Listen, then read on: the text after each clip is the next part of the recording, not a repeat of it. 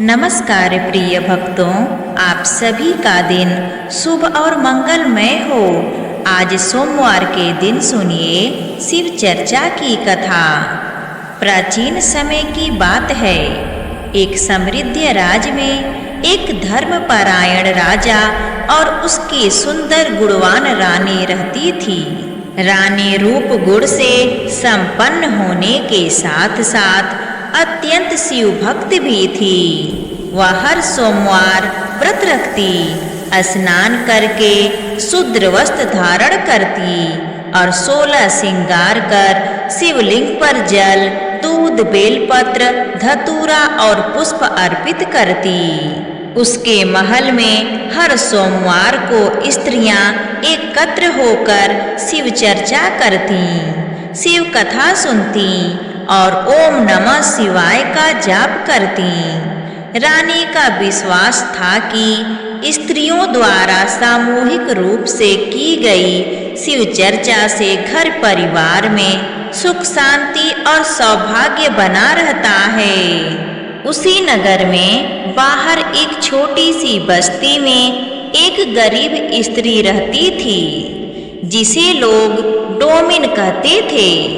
उसका जीवन अत्यंत कष्टों से भरा था। पति बीमार रहता, घर में अन्न का अभाव था और बच्चे भी अक्सर भूखे सो जाते थे।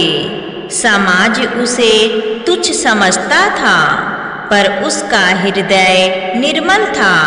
वह भी भगवान शिव में गहरी आस्था रखती, किंतु गरीबी के कारण न तो उसके पास पूजन की सामग्री थी और न ही अच्छे वस्त्र।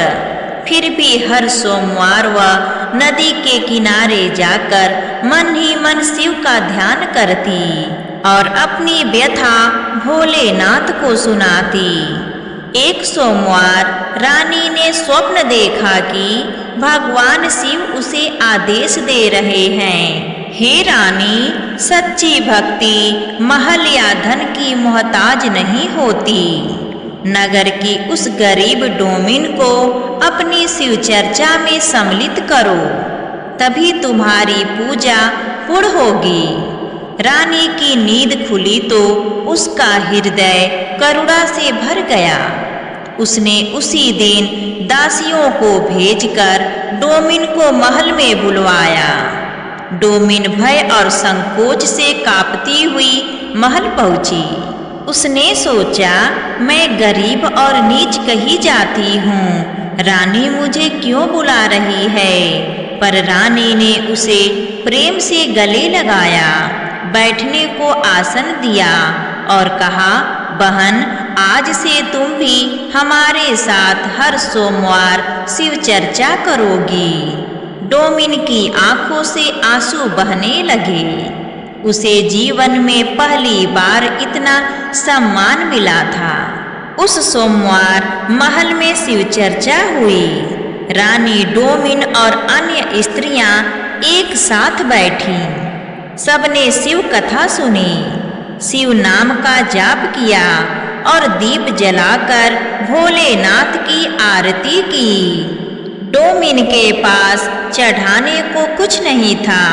उसने केवल अपने आंचल से बहते आंसू शिवलिंग पर अर्पित कर दिए। उसकी सच्ची भक्ति देखकर भगवान शिव अत्यंत प्रसन्न हुए।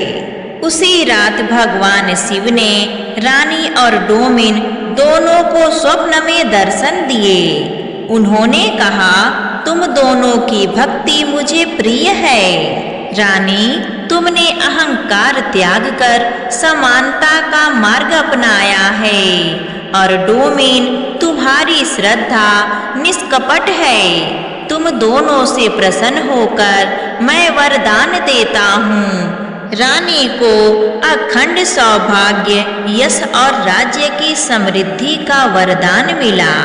वहीं डोमिन को रोग मुक्त परिवार, धन धान्य और सुख संतान का आशीर्वाद मिला।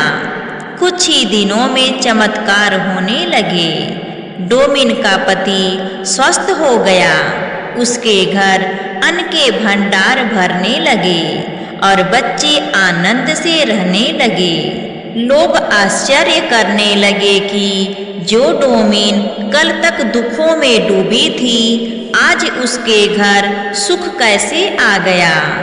डोमिन सबको यही कहती, यह सब सोमवार शिव चर्चा और भोलेनाथ की कृपा का फल है। रानी के महल में भी सुख शांति बढ़ती गई। राज्य में अकाल और रोग दूर हो गए। प्रजा आनंद से रहने लगी।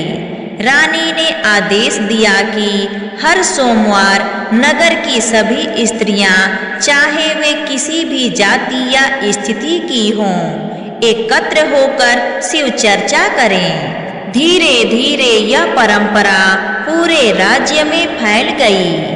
हर सोमवार स्त्रियां स्नान कर स्वच्छ वस्त्र पहनती, शिवलिंग पर जल और बेलपत्र चढ़ाती, शिव कथा सुनती और अपने परिवार की मंगल कामना करती।